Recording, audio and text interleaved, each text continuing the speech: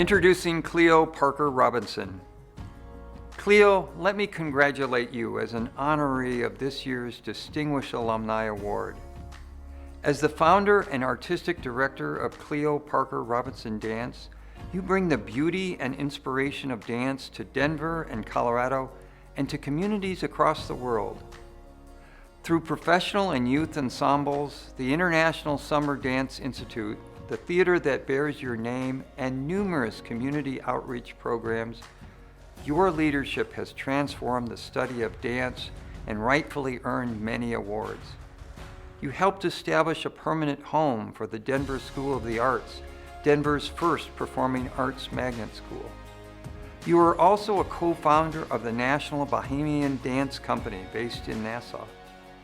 These accomplishments, and many more, demonstrate your commitment to the teaching, practice, and joy of dance. You are a master teacher and choreographer, as well as a cultural ambassador. Your lifelong vision of one spirit, many voices, embraces diversity and welcomes all. We honor you for the many ways that you bring that vision to life. The University of Denver is proud of you and your accomplishments, and it is with great excitement that we now turn our attention to your performance from your studio, Cleo Parker Robinson Dance. All right, dancers come together.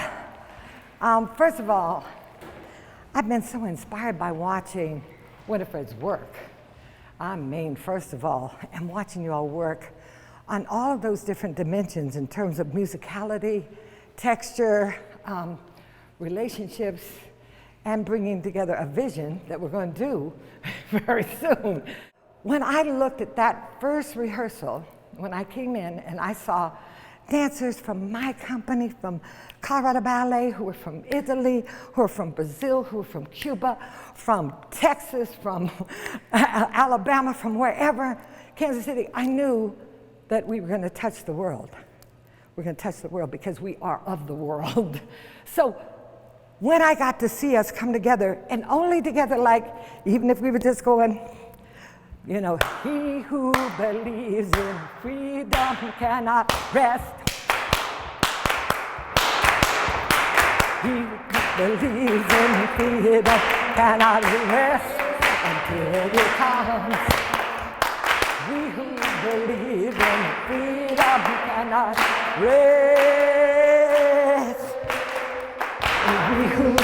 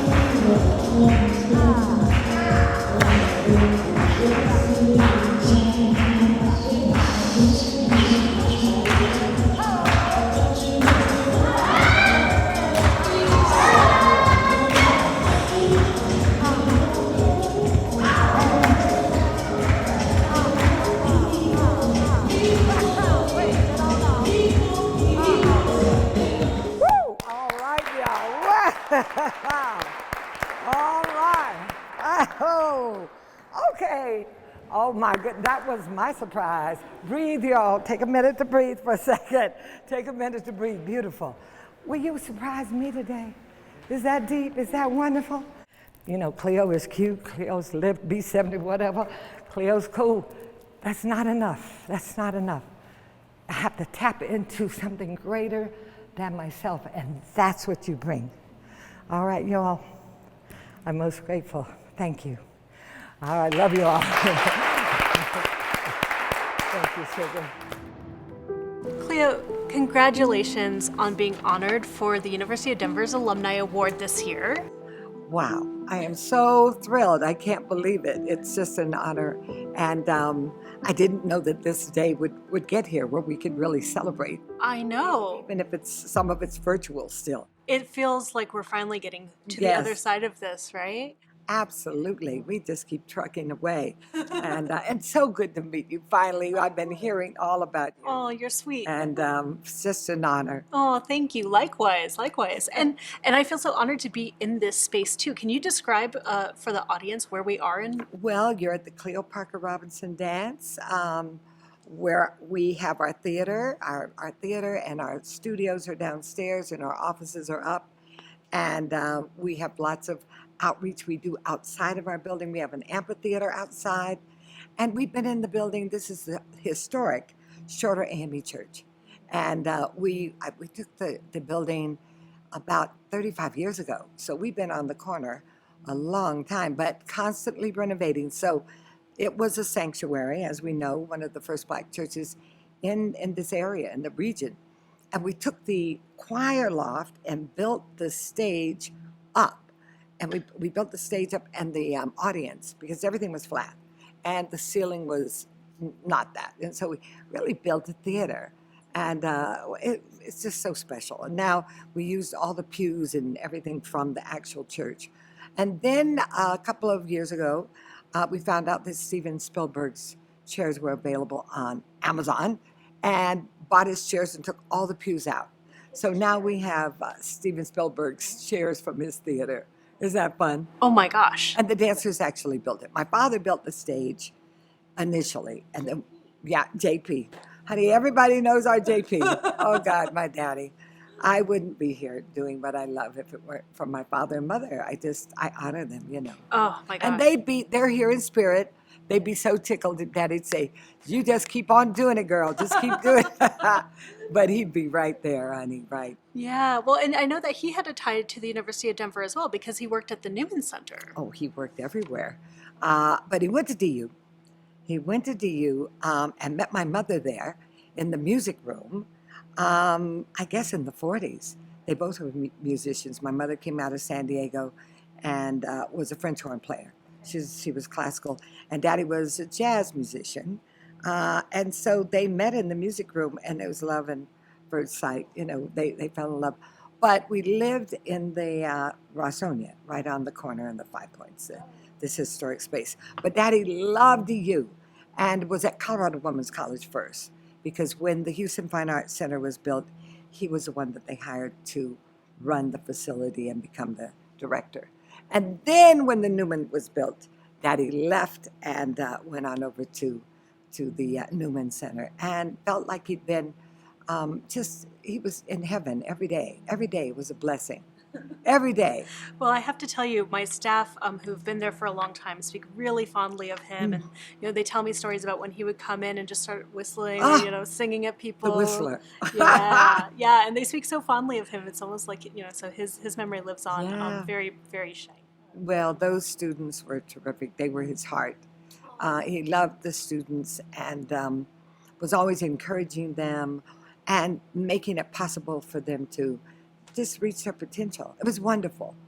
And we had some of that rub off on us. But, yeah, he loved it. He loved every student that came in. Oh, that's incredible. So tell me a little bit more about your own time at Colorado Women's College and your experience at the University of Denver. Well, I came in right after, we had tragedies. Our Dr. King had been murdered. We had lost our president. Many, many, many changes. And this is the 60s. So just coming out of Colorado Women's College, coming out of George Washington High School into Colorado Women's College, I always thought I wanted to go to New York. But I went to, I thought I wanted to go to CU. You want to be everywhere. But it was just divine that I really went to Colorado Women's College, and I did stay at home. I didn't stay on campus because I actually lived in Denver. And but what I loved about it, what it was, the women were so welcoming. It was just, we always had a big sister, you know. So I was the oldest in my family, and I didn't have a big sister, so that was terrific. And then the women came from all over the world, and then I got to feel as though I was in a global perspective. And our classes were small, and the professors cared so deeply. And I got to do lots of independent studies. But I went in psychology. I went into psychology and had wonderful professors who are still supporting the company today. Dr. John Love. So I worked in child psychology, and then I went in education. And I thought I wanted to be in anthropology, but you know, they let you explore. Yes. You didn't have to just decide you were going to be. But dance was always something really special to me. I had my teacher, Rita Berger, was from the Met. She was a soloist in the Met with Balanchine. And so she came and just said, Cleo, you know, you are special. And I was like, but everybody was special. So that was great. But that's all you have to hear, is that you get to become your own authentic self. And even though I didn't love ballet like I loved just moving, I felt like ballet kept me a little like that. And she was the one that just let me get to New York and explore all kinds of movement. Oh, wow. Yeah. So, and you know, it's so interesting to hear that too, because you have had such an impact, not just in Denver, but nationally and even internationally. And you talked a little bit about the 60s and the tumult of that time. And there's some parallels to today as well. So I'm just curious, could you tell me a little bit about the impetus to build your dance company, and what was it like as a Black woman in the late 60s? Yeah. Well, you know, yesterday we just saw a film that I made in 1970, and it was called The Blackest Eye. And what was really important was spoken word then. I mean, we, you know, the last poets. And we worked with, of course, Maya Angelou later, but Nikki Giovanni had written a poem about Angela Davis. And my poet who worked with me as a co-founder, Shilling Qualls, came out of Howard, went on to New York, but then when she came to meet me in Denver, she was like, girl, we are going to change the world. That's the way, that's how naive we were, right? I mean, but that's how. Not so naive. Well, and we knew that we needed to hear our own voices, and we weren't in a large Black community. So we had to create that community for ourselves, and yet feel as though we were in the world, and we did. That's how. That's because you see the Black arts movement was all over the country, and that's what united us.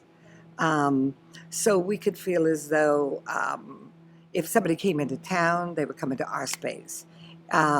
If they were, whether they were musicians or poets or dancers or visual artists, they were coming to our place.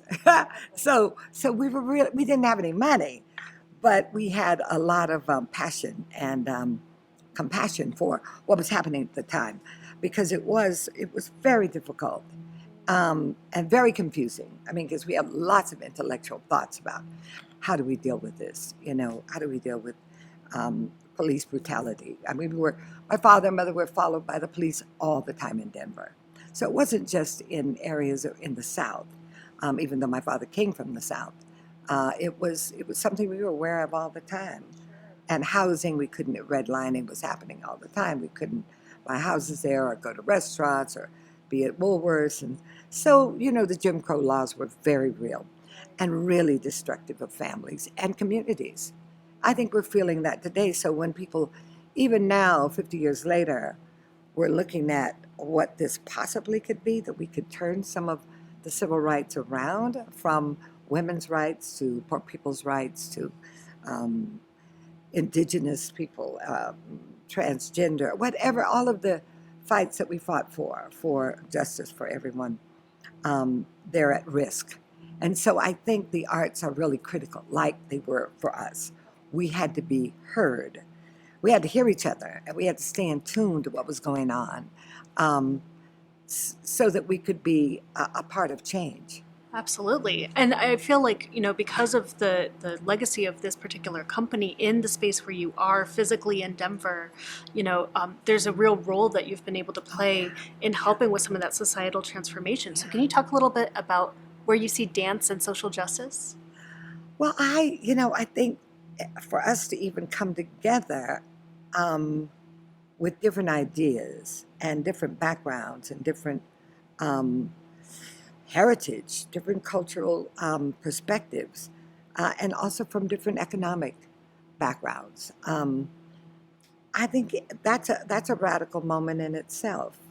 I think, and I think the fact that you began to give everyone a voice. We always say one spirit, many voices, right? That's a radical place because not everyone wants everyone to have a voice. And so then it becomes what we call social protest. I mean, we don't start that way, but what we realize is that when you give someone who doesn't feel as though they are respected and have the same kind of opportunities, you give them a voice. And that's what we've been doing from day one. We inherited that. We inherited it. What do you mean by that? I came from my parents, who definitely um, were about speaking out if something was not right. And it could be for Jewish people. It could be for people with any kind of what we call handicaps. It could be anything that felt that was not fair, unfair. But definitely for Black people because we realized that we were targeted. And we see the targeting happening today. It's very, very sad that we have regressed on some level. Yes. And we don't realize the power that we have to really change that. We can change it. But I think this period of time is making us more alert. Yes. Well, and to your point, I mean, the very notion of putting somebody on stage who wasn't previously celebrated is in of itself Yeah. an act of radical power. It's radical. It shouldn't be radical. It shouldn't be radical. It should be natural. And so I think what we've been doing all of these years with the International Summer Dance Institute, where I bring in, and I learned that from Rita Berger at Colorado Women's College. I mean, when she said, I danced at the Met, but we were isolated, and she was Jewish. She came from the Holocaust. So she was very clear that she wanted to see more. So as I say, I inherited much of this way of thinking and moving, and the arts being a tremendous tool. So I'm standing on the shoulders of lots of really extraordinary people and simple people who were not, we don't know their names. But it's so profound. And, one of the things I've always loved about the arts is just, it is this oral tradition, right? You learn and you learn and you take from a little bit from everybody and every person you've ever met. Absolutely. And you get to inform and change the way that you approach your work. So I wanted to change a little bit Yes. over to your time at the Newman Center because I'm very fond of the company and I'm very excited to see the company on our stage. So tell me a little bit more about the meaning of the Newman Center to you. Oh my. Okay, so these spaces I call my home. I call the Houston Fine Arts Center that was Colorado Women's College. It's now the Denver School for the Arts. That's my physical space. When I come in, my soul is there. I already know it. When I come into the Newman Center, it's the same way. Because when Daddy was asked to leave Colorado Women's College, the DU would sell it to Denver School for the Arts, we watched every piece of dirt being lifted from the ground and every brick being laid and every scaffold. And he would have me stand on the scaffold and I'd look into the deep hole. I'd wear my hat, my Hard hat. my hard hat. And I'd get up there and Daddy'd say, Sugar, look at that. Isn't that beautiful? And I go, Daddy, it looks like a huge hole in the earth right now. Looks like it's wonderful. You have a vision. I'm trying to follow it. So that's it. And to know that electronically the heat would be monitored for every instrument. And just every detail of that was wonderful. So when my company became one of the first to come in and open it with Dan Ritchie and our wonderful chancellor and so many of the beautiful professors and, directors of theater and music and the Isle School of Music. I mean, I guess it was all of those wonderful musicians there. It just felt like that was our home. And then we brought granny dances to a holiday drum there, and we brought choreographers from around the world to be in that space, from Brazil and everywhere. Well, you have had an incredible impact on the University of Denver and its community and the students. So as we close today, what would be your parting words of wisdom to any students who want to go into the performing arts or engage with the performing arts? Oh my. Well, it's hard to say just one or two things, but it's a jewel. It is. And oftentimes students thinking it's in Denver, it's as great as any other place in the world. Or students of color not believing it's diverse enough. I would say you get to create your space, and you get to be with others that are really beautiful, that create another space. If you don't think it has everything that you need, then you're the ones to bring it. You're the ones to change it. It's their time. Yes. And DU has that kind of space. I have to say space, because I think that's what Colorado does for others. I mean, it creates a space for them. And I think it is a pioneering space. I really do. And I'm honored, and I'm blessed to have all of the beauty that's come to me and my company as a result of having that relationship. Because I've been able to bring the Maasai out of their village, and they've never been anywhere. But when I brought them to DU and they had their first American meal right at the University of Denver, those things don't happen every day, and they don't happen everywhere. So I'm grateful. Well, I have to say that the honor is all ours, and we are so grateful to have you as an alum of the University of Denver. And thank you so much for your time.